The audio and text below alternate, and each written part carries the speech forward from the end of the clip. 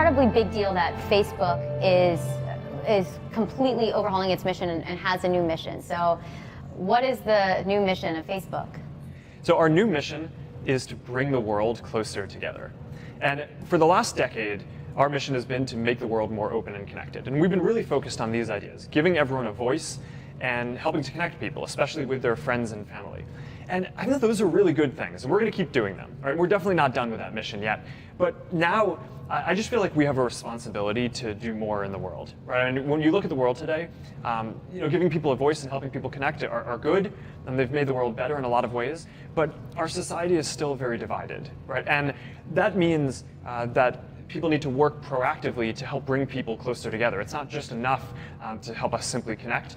We need to work to bring the world closer together. You've always had such an interesting utopian view of things, and it seems like this mission now, looking forward, is something a little bit like Facebook's grown up. Yeah, well, when I look at the greatest opportunities and challenges for our generation, right, so things like ending poverty or curing diseases or stopping climate change, those are things that no one group or country can do by themselves, right? So we have to build a world where people can come together to take on these big, meaningful efforts. And that change just isn't going to happen top down, right? There's no one in the world who can just snap their fingers and make that happen. Yeah. So what we need to do is empower people all around the world to build communities, things like church groups and sports teams and neighborhood groups and groups for people who love dogs and new moms and dads. Those are the groups that actually bring people together. And once people are coming together at these smaller groups, that actually grows and it ends up with much bigger changes in the world. So how exactly do you do that? If what you're trying to do is run a group that has thousands of people, you need tools to help manage that. So that's a lot of what we're announcing today, and we have 300 of the people here who have built the strongest communities on Facebook. And one of the women here, her name is Lola. She started the secret group on Facebook called Female In. I don't know if you've heard of this. She describes it as a no judgment support group for women to talk about whatever issues matter the most to them, right? So whether it's issues in their marriage or their job or health or anything.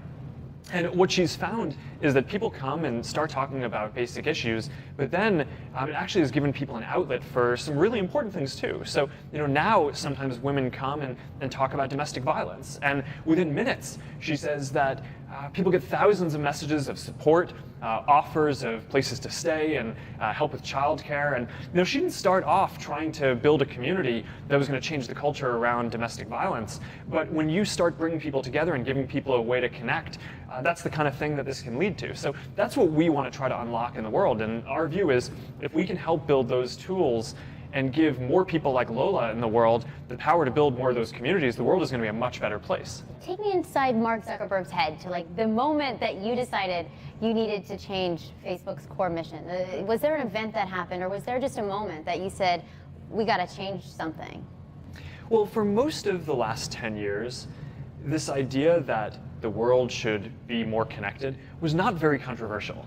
Right, and now I think there are starting to be some people who question whether that is good. So just been this evolution where for me and for a lot of the people I work with at Facebook, we feel like giving people a voice is a really important thing to do, but it's not enough to just give people a voice. You also have to help build common ground, right? So that way people can move forward together and aren't just sharing a lot of different opinions, but you actually have to help reconcile that. So that way people can come together as well. And that's a lot of the responsibility that we feel now and the mission that we want to take on for the next 10 years of the company. You keep hearing we've never been more divided, we've never been more polarized. Was it the political climate that led to kind of this awakening? I think it's really this feeling that simply connecting the world is not enough by itself, that you also have to work and do proactive work to help bring people closer together, right? So you need to give people a voice so we can get a diversity of opinions out there, but you also need to do work to help build enough common ground so that way we can make progress as a society together, right? You want to help people stay connected with the people they already know and care about, but you also want to make it so that people get access to new people and new perspectives too. So we're going to keep on doing everything that we were doing before to connect friends and family and to help people share. But now we also want to help people build communities, right? And in other ways that they can connect and help people bond and come together and spread tolerance and a lot of the values that I think we all want to see in the world. So let me ask you how you do that, because technology, to a degree, is always promised to help us discover and to help us learn. There's also the question of, like, does it make us more insular, and is information being hijacked and spread? So as you make the future of Facebook these communities,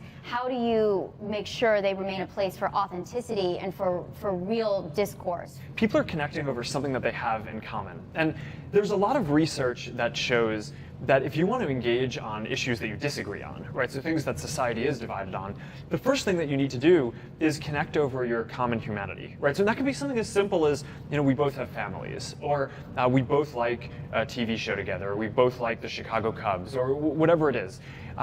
So bringing people together and creating these communities is, I think, a lot of what we can do to help create more civil and productive debate on some of the bigger issues as well. What have you had to kind of learn from the spread of misinformation, or what have you learned to make sure that people can really connect? Yeah, I mean, the biggest thing that I've learned as I've traveled around is that great communities have great leaders who are engaged and who just feel an ownership of taking care of the people in their groups. So one of the things that I think that we can do is just empower leaders and all these folks who want to start communities around the world to do this. You've spent a good amount of time traveling around the country, sitting at the dinner table with folks in Ohio, Indiana, going to factories. Are we as divided as it seems? On some political issues, I think we are, but on more things than are usually covered, we are not. Right? I mean, people have a lot of the same interests, right? And a lot of people like the same sports teams, and bond over the same things in their neighborhoods. Or we all kind of want the same things for our families and the people that we care about. And one of the things that has been really inspiring to me as I've gone around is I've seen people who, I might disagree with on different things, but you really come away with this feeling that people genuinely do care about helping and caring for other people. And that just gives me a lot of faith. Facebook is nearing 2 billion users, so how do you ensure for the next billion users that Facebook is a good place for democracy? We want to give everyone in the world a voice to express what matters to them, right, and help bring people together to be able to solve important challenges. One of the big things that I think that we need to do is just help connect the half of the world that's not on the internet to the internet. And that sounds like a very basic thing, and you and I probably take that for granted because we've had the internet for a while. But for a lot of people in a lot of parts of the world, just having access to share your opinion or send a message to your partner or your friend, or learn what the prices are for products at the market, look up basic jobs. I mean, those are important things that a lot of people don't have an equal opportunity and access to do. So there are a lot of things that we can do to solve this. At Facebook, we're building technology like solar-powered planes to beam down internet access to places that might be remote islands or in the middle of a rainforest. We're working on new business models with operators to do this, but this remains one of the things that I'm most excited about for the next decade and beyond is just unlocking access to the internet for the next 3 or 4 billion people. And I think if we can do that, all these folks who today don't have the tools to start businesses or create new tools, they'll now be able to make our lives better too. And that's going to be a very powerful thing.